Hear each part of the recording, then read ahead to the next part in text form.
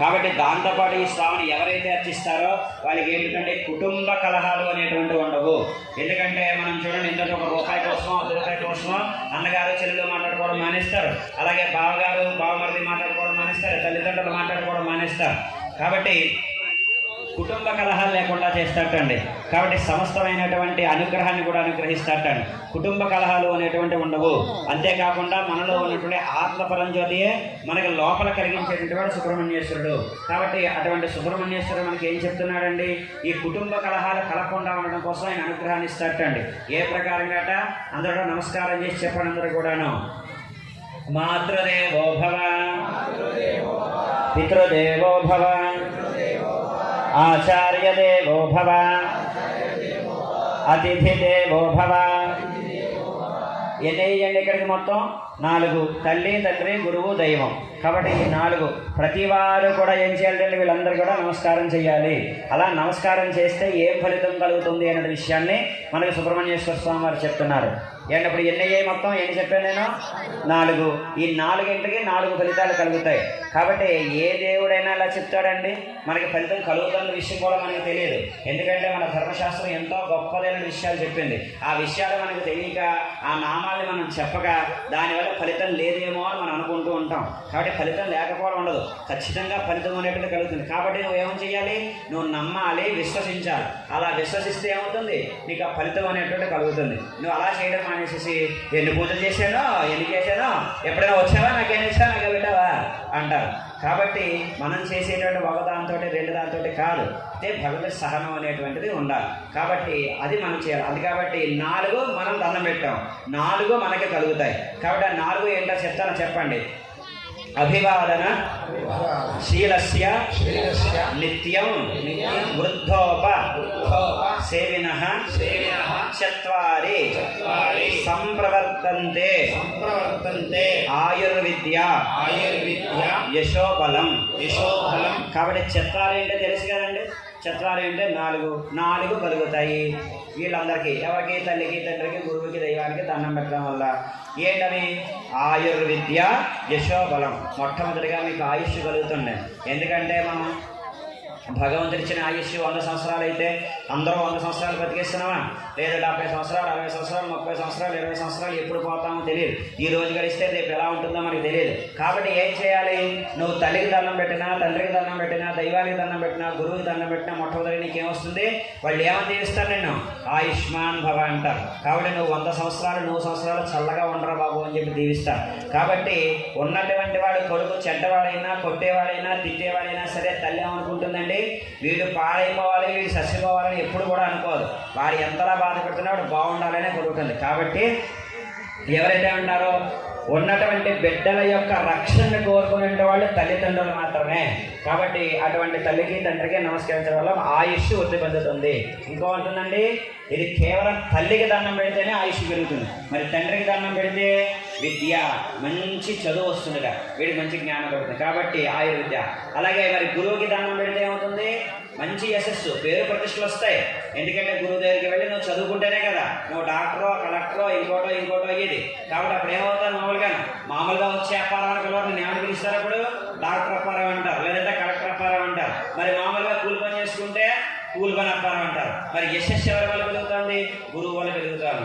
కాబట్టి యశస్సుగా పెరుగుతాను. కాబట్టి బలము, ఈ బలం ఎవరి వల్ల పెరుగుతుంది? దాన్నే మన వాళ్ళు ఏం చెప్పారు? దైవ బలము అన్నారు. కాబట్టి నువ్వు ఏదైతే పని చేస్తున్నావో ఆ పనిలో నీకు ఏది తోడుగా ఉండాలి? దైవ బలం తోడుగా ఉండాలి. కాబట్టి దైవ బలం తోడుగా ఉండాలంటే నువ్వేం చేయాలి? దైవానికి అర్చించాలి. కాబట్టి అటువంటి దైవానికి నమస్కరించడం మానేసేసి, దైవాన్ని పూజ చేయడం మానేసేసి, నాకు ఉన్నటువంటి బలం కావాలి, ఇది కావాలి, ఇది కావాలి, ఎక్కడి నుంచి వస్తుంది? కాబట్టి భగవంతుడికి అర్చన దైవ బలం. దైవ బలం అంటే మనం ఏం చేయొచ్చు? ఏదైనా సరే సాధించవచ్చు. కాబట్టి అటువంటి దైవ బలం మనకి పూజ చేయడం వల్ల భగవంతుడి యొక్క ఆశీస్సులు అనేవి కలుగుతాయి. మరి 4 మాటలు చెప్పాం. ఏంటవి? తల్లి, తండ్రి, గురువు, దైవం. కాబట్టి ఈ 4ని పూజించడం వల్ల మనకి ఏం కలుగుతుందని చెప్పాం? ఏం చెప్పాం? మీరు ఏం చెప్పినా మాకేం కనపడలేదు, మాకేం వినపడలేదు, మా మాటలు మావే, మా సోదరి మాదే అని చెప్పి కనుక మీరు చెప్తున్నారు. కాబట్టి అది కాబట్టి ఈ 4కి పూజించడం వల్ల ఆయుష్, విద్య, ధనము, బలము, యశస్సు, బలం, ఈ 4 కలుగుతాయి. మరి దీంతో పాటే వీళ్ళని పూజించకపోతే దావరాదా డౌట్. దండం పెడితే ఇవన్నీ కలుగుతున్నాయి, మరి దండం పెట్టకపోతే ఏం కలుగుతుంది అది కూడా చెప్తున్నట్టు సుబ్రహ్మణ్యేశ్వరుడు ఏం చెప్తాడు చెప్పండి కూడా. మాతృనింద మహావ్యాధి పితృనింద పిశాచవత్ దైవనింద దరిద్రస్య గురునింద కులక్షయం. ఏ ఒక్కటైనా అర్థమైందండి నేను చెప్పింది? విస్తరిస కూడా అర్థం లేదా? అది చెప్తాను. దండం పెట్టడం ఇవన్నీ కలుగుతాయని చెప్పాను. పెట్టకపోవడం వల్ల తల్లికి దండం పెట్టకపోతే మాతృనింద మహావ్యాధి, నీ శరీరం రోగపీడం అవుతుంది. అనేకమైనటువంటి ఆదులు వ్యాధులు మొత్తం అన్నీ కూడా నీ యొక్క శరీరాన్ని దాపరిస్తాయట. కాబట్టి తల్లికి దండం పెట్టకపోతే జరిగేటువంటిది ఇది.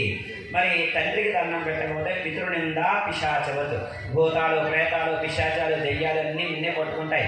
కాబట్టి తండ్రికి దండం పెట్టడు కాబట్టి భూతాలు ప్రేతాలుగా తిరిగే వాళ్ళందరూ కూడా వచ్చేసి వాడిని పట్టుకుని లాక్కుని మెళ్ళ 3 ముళ్ళు కట్టేసేసి మనం ఉన్నటువంటి 7 కాలువల దగ్గర తీసుకెళ్ళి నెత్తి మీద చెయ్యేసి ఇంత నూనె పామేసేసి నీకు దీక్ష ఇచ్చాను, నువ్వు మాలోకి వచ్చి ఇంకో ముగ్గురు తీసుకొచ్చి అని చెప్పేది ఉంటాం. కాబట్టి ఏంటంటే పితృనింద పిశాచ బాధ కలుగుతుంది. అలాగే దైవనింద, దేవుణ్ణి ఎప్పుడూ కూడా తిట్టకూడదండి. కాబట్టి దైవనింద దరిద్రస్య. కాబట్టి దేవుణ్ణి మీకు ఇందాక చెప్పాను ఏంటంటే దైవ ఫలం కనుక మనకు ఉంటే మనకేం కలుగుతుందండి?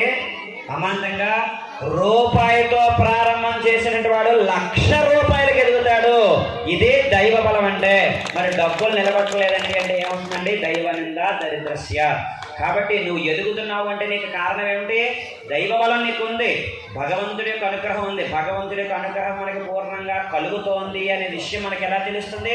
మనకు ఉన్నతి చాటుతుంది. నీ స్థితి మతి గతి, నీ స్థితి ఎలా ఉంది? పూర్వం ఎలా ఉన్నావు? కూలి పని చేసుకునే వాళ్ళు ఉన్నావు, ఈవేళ ఎలా ఉన్నావు? ఒక కాంట్రాక్టర్లా ఉన్నావు.